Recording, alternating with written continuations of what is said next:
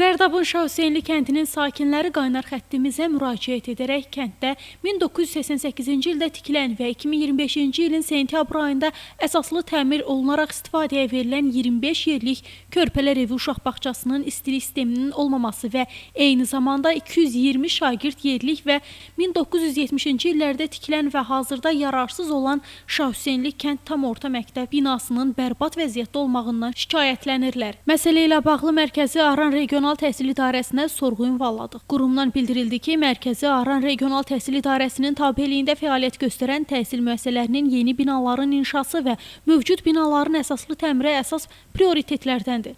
Son 2 ildə Mərkəzi Aran Regional Təhsil İdarəsinin tabeliyində olan 4 təhsil müəssisəsi üçün yeni bina inşa edilib. 4 təhsil müəssisəsində əsaslı təmir işləri aparılıb.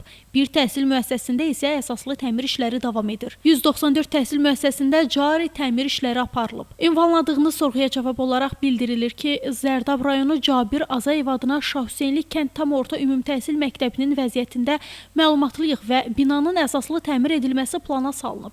Qeyd edirik ki, təhsil müəssisələrinin təmiri və tikintisi növbəlilik və prioritetlik prinsipi əsasında həyata keçirilir. Günay Hüseynova, Agil Əsədov, Həcər Həsənova bugün informasiya proqramı üçün.